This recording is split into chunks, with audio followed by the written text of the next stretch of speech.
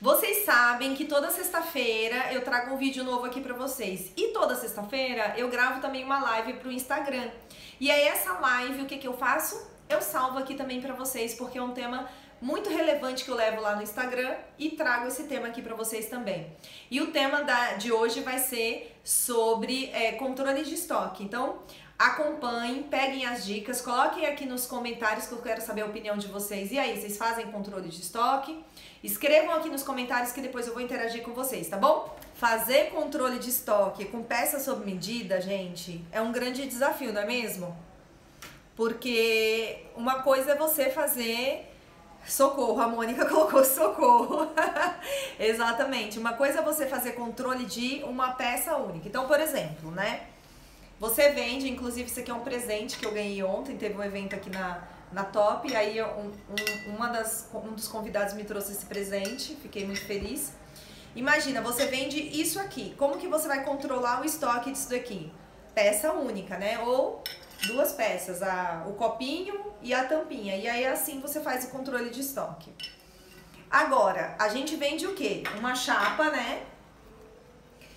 E a gente vende pedacinhos dessa chapa. Tô usando um livro agora como exemplo. A gente vende pedacinhos dessa chapa. Então, entrou no estoque essa chapa inteira. Daqui 2 meses, essa chapa, você não sabe quanto que sobrou dessa chapa. Porque você tirou esse pedacinho da chapa e vendeu esse pedacinho para o cliente João. Aí, a cliente Maria comprou uma pia desse mesmo material. Você tirou outro pedacinho aqui. Aí sobraram aí alguns pedaços. E aí, como que você vai controlar isso, né? Eu sei que é um desafio muito grande. Então, é primordial, primeira dica aí que eu digo pra vocês, que vocês tenham a primeira coisa, né? Antes de pensar em controle de estoque de todos os pedacinhos, primeira coisa é, tenha o controle de estoque da chapa, do que entra aí, né? Do que você comprou. Já tenha esse controle. Depois você pensa, principalmente para quem não faz controle de estoque nenhum. Então, primeira coisa, você começa pensando no que é mais fácil. Já começa fazendo o controle de estoque da sua chapa, das chapas que você compra, né? E aí você vai ter... como que eu faço isso? Já tem empresas, né, que tem sistemas aí que você consegue utilizar. Máximos tem, a Isis... Tem empresas de sistema que você consegue fazer esse controle da chapa muito mais fácil. E aí você vai fazer o quê? Tudo que você comprar, todo material que você comprar entrou no seu estoque, você vai lançar no sistema. Não tem o sistema, você vai criar uma planilha e vai lançar lá na planilha tudo que entrar. Um outro ponto quando você lançar é o quê? De onde veio esse material? Por quê? É muito importante você saber sobre qual lote se refere. Principalmente quando você vai trabalhar com materiais exóticos. Então, por exemplo, você está vendendo lá vou dar um exemplo de material aqui, o Carrara. Aí você comprou o Carrara da empresa X. Comprou o lote da empresa X. O próximo Carrara que você for comprar, tenta ver se aquela empresa X tem o mesmo lote dele. Mas por que, Gerlânia? O ideal é que você tenha materiais do mesmo lote. Por quê? Se você compra um Carrara da empresa X, entrou no seu estoque, você lançou lá na planilha, aí você tem lá nome do material, tamanho da chapa e a empresa que você comprou. Por quê? Você comprou esse material e você tem um pedaço do mesmo lote lá. Precisou de um frontão, precisou de um outro pedaço que você já tem, você está usando o mesmo lote do material. Então isso é muito legal. Na planilha de controle você saber o nome do material, o tamanho da chapa e a empresa que você comprou, para você, quando for fazer as próximas compras, tentar o mesmo lote, tá bom? E assim você tenta aproveitar ao máximo. Agora, como que você vai fazer o controle dos pedaços? E isso é a segunda coisa, né? Que acaba sendo a mais difícil, que é, depois que eu tirar esses pedacinhos da minha chapa, vendi aqui pro João, vendi aqui pra Maria, vendi aqui, como que eu faço para saber o que sobrou, né? Muita gente não faz esse controle. O ideal é que depois do corte, o seu encarregado já faça essa marcação e já repasse para quem alimenta essa planilha. Porque não adianta você ter uma planilha que você não alimenta. Então, depois que cortou, o encarregado vai falar, olha, ainda tem um pedaço assim, assim, assado. E aí você vai lá e alimenta a planilha e alimenta o seu sistema. eu ainda não consigo ficar atualizando a planilha, dando entrada, dando saída o tempo todo. Eu não consigo fazer isso neste momento. Eu consigo alimentar as chapas que chegam, mas eu não consigo alimentar depois os pedaços que sobram, que eu acho que esse é um grande gargalo de muitas marmorarias. Vou pegar uma água aqui, gente, porque eu tô com a garganta arranhando. Não consigo fazer ainda a parte essa segunda parte dos pedaços. Então a minha sugestão para você tenha espaços onde você vai colocar o material naquele mesmo espaço. Então, por exemplo, tô usando o exemplo do Carrara. Onde fica o Carrara na sua marmoraria? Aquele lote que você comprou. Terminou de cortar a chapa, o que sobrou você vai levar para aquele mesmo lugar que é onde estão os lotes, entendeu? E isso vai te ajudar. Eu não consegui, por exemplo, até marcar os pedaços que sobraram para eu alimentar a planilha naquela hora. Depois eu posso ir lá nesse ambiente, nesse espaço, e eu posso pegar e organizar e tentar medir isso um pouco depois. Agora, eu sei que isso é muito mais difícil. O momento de você alimentar a planilha e de você colocar sobre o que foi usado e o que não foi usado é logo após o corte. É o ideal. Logo após o corte que você tem essa informação, tá bom? O que acontece? Os benefícios da gente fazer isso. Primeira coisa, entender o que eu tenho no estoque. Porque tem muita marmoraria que tem material no estoque e tá comprando material, né? Segundo benefício, quando eu faço controle também do estoque, eu consigo vender material que às vezes sobrou um pedaço, né? Sobrou um pedaço e aí eu tenho esse pedaço, minha equipe comercial sabe que eu tenho esse pedaço, eu consigo trabalhar isso num lavabo, né? Indicar para um cliente, eu consigo fazer um upgrade. O que seria o upgrade? O cliente chegou, comprou um material de valor agregado, por exemplo. E aí você tem um material até mais caro do que ele comprou, mas você tem só um pedaço.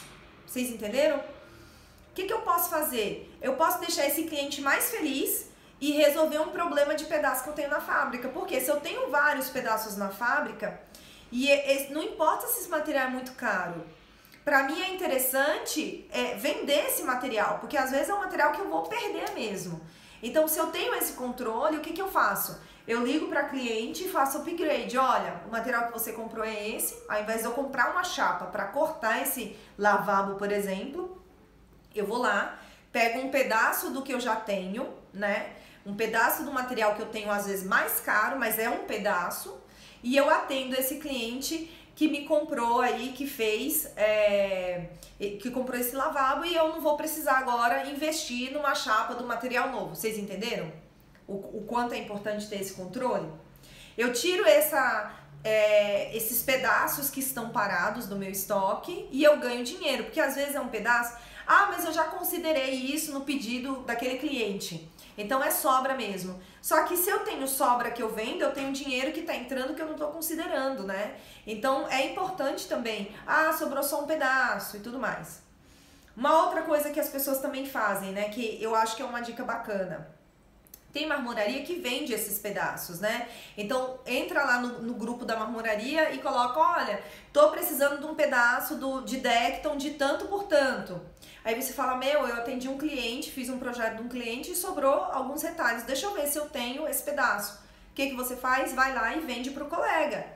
Você tá resolvendo o seu problema do pedaço que tá lá na fábrica parado e ao mesmo tempo tá ajudando a outra marmoraria também, né? Inclusive tem até tem um site aí de uma empresa que eles fizeram isso, que eu achei uma ideia muito legal. Eles criaram um site para você lançar lá os pedaços que você tem, dependendo do material, e vender esses pedaços para outras marmorarias, né? E isso é uma ideia muito legal, porque aí você tem a questão de realmente não deixar o material parado, ganhar dinheiro com isso, mas você também tem a questão da sustentabilidade, né? Claro, quanto mais a gente usar de forma sustentável o material natural, principalmente os naturais e os industrializados também, porque tudo que a gente consegue aproveitar, isso tudo é benefício para o nosso planeta. Então a gente tem isso como sustentabilidade, como responsabilidade do meio ambiente como empresa.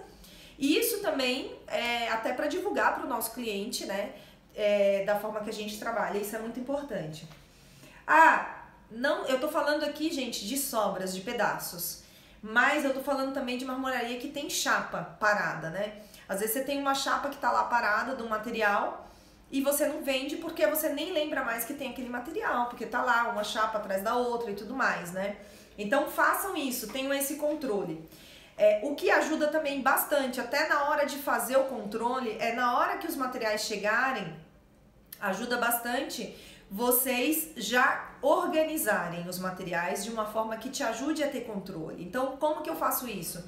Eu ter espaço para colocar mármore, ter espaço para colocar material industrializado, ter espaço para colocar granito. Fazer essa divisão vai fazer toda a diferença também na hora de ajudar na organização, porque às vezes você não conseguiu lançar naquele dia na planilha ou no seu controle, mas você visualmente já está organizado. Então isso também te ajuda até depois para você quando for lançar num outro dia também, tá bom? E aí para fechar esse tema sobre controle de estoque, que eu acho muito importante também a gente falar, material de cliente. Tá acontecendo muito do cliente trazer o seu material, me falem aí, o cliente leva o material para vocês também? Então vocês têm que ter um espaço onde ficam os materiais de cliente. Para não correr o risco, por exemplo, o cliente trouxe forneceu uma lâmina XPTO de uma marca que às vezes você não vende, né? E aí você vai só beneficiar. Aí você mistura com o seu material e às vezes o encarregado erra, né? E corta aquele material que é do cliente. Vocês entenderam? Então é complicado. Então tenha também aí no seu controle de estoque um espaço para colocar os materiais do cliente se vocês fazem esse tipo de trabalho, recebem o material do cliente. Se não, se é sempre você que fornece o material, aí eu não vejo necessidade. Mas aqui em São Paulo a gente tem cada vez mais essa demanda do cliente trazer o material, de determinados materiais, o cliente fornecer, e quando isso acontece, a gente tem que ter esse espaço. Não só quando o cliente fornece o material, mas quando o cliente reservou o material, a gente tem que ter. Quando o cliente reserva o material, foi lá, aprovou, esse material já não é mais, não pode ser cortado por outro cliente, esse material está reservado. Então você também tem que ter uma forma de controlar isso, ou colocando uma etiqueta, material reservado, para não ser cortado, né, para outro cliente, ou tirando aquela chapa dali e colocando em outro canto. Ah, terminou de cortar esse material que é do lote do cliente tal, sobrou esse pedaço. Vamos etiquetar e vamos deixar separado. Por quê?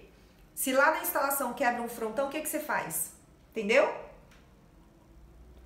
Quebrou um frontão na instalação. O que você vai fazer?